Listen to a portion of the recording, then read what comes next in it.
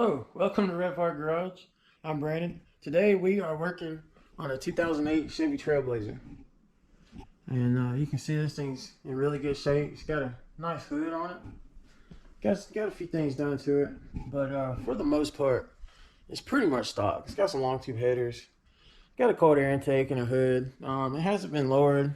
The cam stock, all that good stuff. So let me talk about what's going on with this truck just a little bit. This is pretty typical. I see it a lot on the Trailblazer pages on Facebook, where people start having issues with their LS2 and the Trailblazer SS, as far as, throwing a bearing or having a knocking noise. And so that's exactly what's going on with this one here. It sounds like it's got a rod knocking in it. And, he's even got, the owner has receipts from before he bought it where the engine had been rebuilt. And as we all know, you can rebuild this thing 100 times, but if it gets a quart low on oil, or you don't do any kind of modifications to control the oil in the front sump oil pan, and it doesn't matter what you do, you're going to have issues with it. So that's what we're going to be addressing on this truck. So I'm going to get the engine and the transmission pulled out, and we're going to tear the engine down and see exactly what's wrong with it. I got a feeling, just from hearing it and everything, it really sounds like it's got a rod knocking. So I was going to pull it out anyway because I've got a cam and, some other performance parts, which we'll go over later. I'm going to go through the transmission and beef it up, and I'm going to be doing a tune as well. And hopefully at some point I'm going to be also lowering this truck, because as you can see, it's still the stock height. And it's actually been a while since I've seen one that was a stock height, and I kind of forgot how tall they are. So it's pretty amazing. Like I was looking at the roof and stuff, and it's up there. So I haven't been around one that's stock height in a long time, but anyway, that's basically where I'm at on this thing now. I'm going to go ahead and start getting the engine and transmission pulled out. Unless there's like a major problem, I should have it out, probably about 2 or 3 hours. So I'm going to go ahead and get started pulling this thing apart, getting everything off of it, and get ready to pull it out. And when I get to that point, I'll update you guys.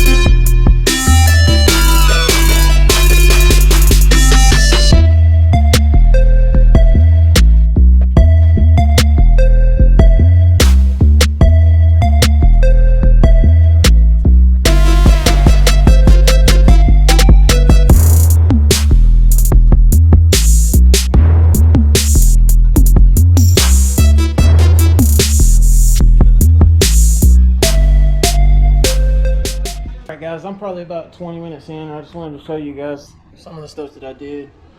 That way if you have any questions, you know, maybe this will help you out.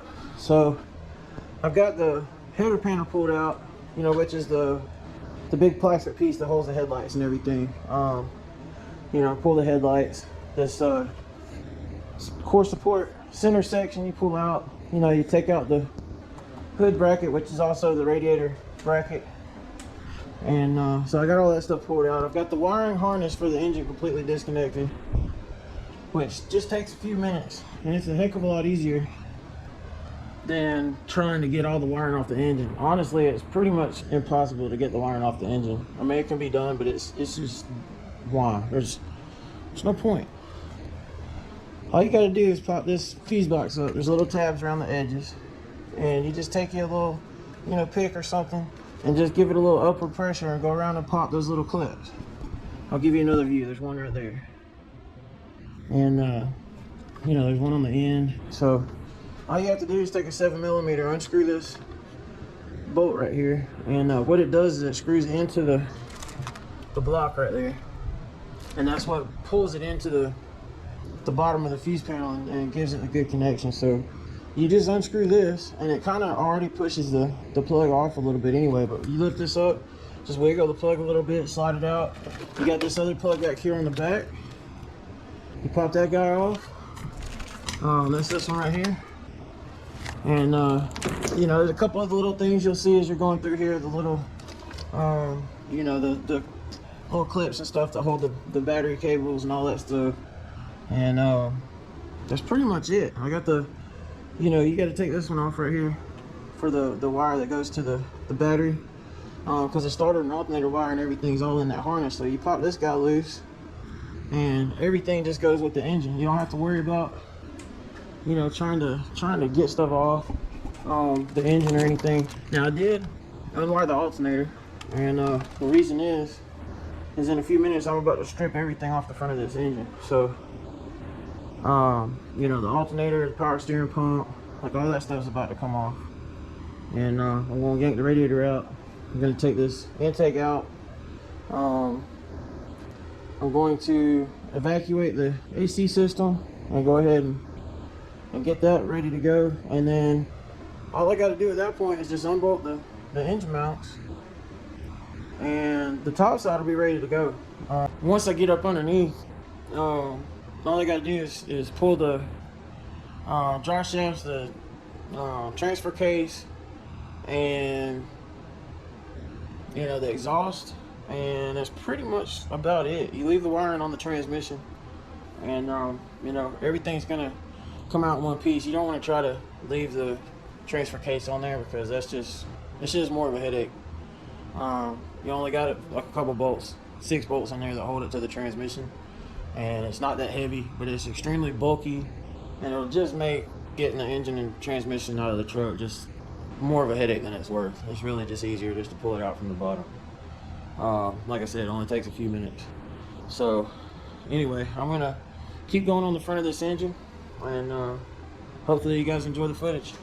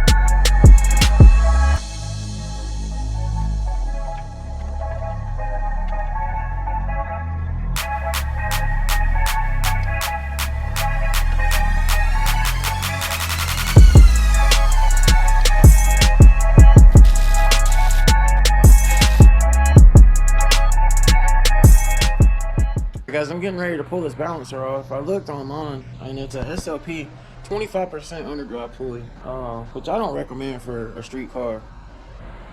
Especially if it's like a Trailblazer SS that already inherently has coolant problems, because the 25% underdrive pulley is going to make the water pump spin considerably slower, and also the AC and the alternator and other stuff. So generally a 25% underdrive pulley is more for like circle track cars and, you know, stuff like that. So, but anyway, what I got here, I got it's threaded for 5/16 by 18, which actually kind of threw me for a loop, because I kind of assumed since it's on an LS engine it would be metric, but it makes perfect sense that it's 5/16 by 18, because all your standard three jaw or 3 gear pullers, you know, are going to have that threaded bolt. So they did the right thing.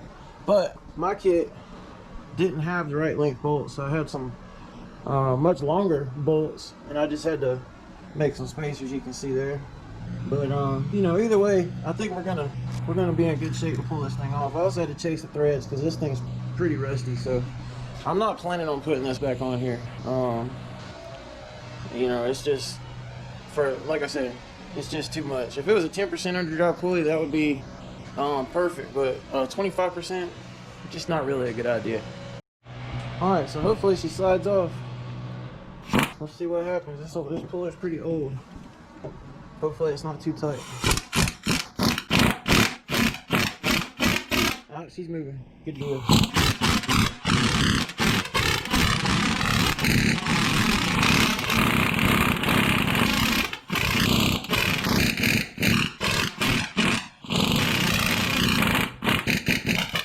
Alright, good deal.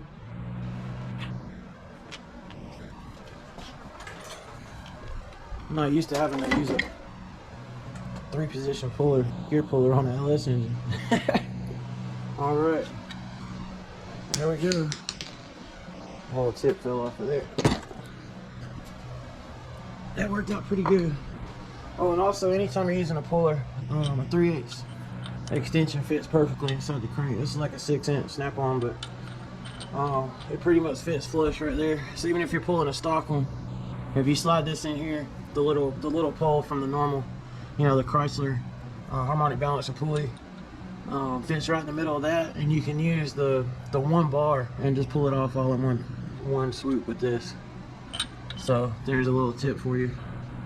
It slides right in there, and you can pull it right out, or you can even use a magnet, you know, and just pop it out, but it just sits right there. So, are you helping me today? Are you my best helper? Here, give me some. All right, dude, give me 5. High five. Hello. Yeah. Does it turn? Look, this turns and that turns. Hey, that one. That one's gone. I took it off. And see, I took all the wires off and the exhaust. See over here? Look over there. Isn't that cool? So now we're about to pull the engine out. Are you ready? Are you ready to pull the engine out? Yeah. All right, dude. Let's do it.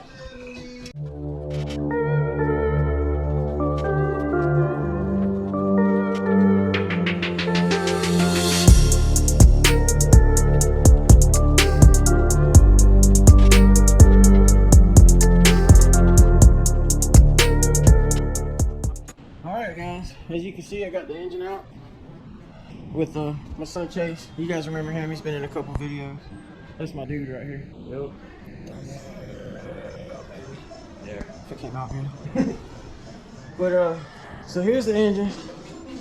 And like I told you before, it was still running. It just has a knock, so luckily it never windowed itself. Uncle Rodney was knocking, but luckily he didn't come in yet. So I do see a couple things here. I see some ARP head studs or head bolts. That's cool. So I can reuse those. Everything else I see is pretty standard. And honestly, I have no idea why there's ARP head studs on it. But I can tell you one thing: this is not an LS2. It is a 6-liter aluminum engine, but they had a DOD delete cover on it.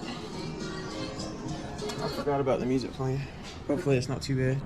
But up here on the top, you can see where the DOD feeds were. And the LS2, this is just solid metal. So for whatever reason, somebody's dropped an engine in here. So somebody probably blew up the first LS2 or the original LS2 and just swapped everything over to this one. It's still got 243 heads on it, so somebody put the stock heads back on it. So anyway, we'll investigate this a little more. There's a number here, I don't know. I'll look it up in a little bit because I don't remember exactly what it is. But like I said, it's got ARP head studs in it, or head bolts. So I can use those again, which is great. And I haven't mentioned it yet, but we're also doing the all-wheel drive delete on this one. So I'm going to be taking the front diff and the intermediate shaft out of here, get that stuff out of the way, converting the transmission over to two-wheel drive. And I've got an aluminum drive shaft for my SS somewhere up there on the shelf, so that'll make this thing a little bit lighter, actually a pretty good bit lighter, probably about 300 pounds. And it just makes them feel a lot peppier, man. They handle a lot better. They're just a lot more agile in a two-wheel drive version. It don't seem like it would make that big of a difference, but it does, trust me. So, and you're also gonna have a little more horsepower to the back wheels because you lose a lot more power through an all-wheel drive train than you do going to rear-wheel drive. So this thing's definitely gonna be a lot peppier as a two-wheel drive. So anyway, this is gonna be the end of this video. We'll pick up in the next one. I'll go ahead and get this thing stripped down and tear the engine down, and we'll start figuring out what's wrong with it. And you know, we'll get some parts together, start building this thing, put it back together. I want to be ready to rip. So I appreciate you guys watching, and hope you guys come back for part 2. Appreciate your help, brother. Welcome. We'll see y'all next time. Yeah. We'll see y'all next time.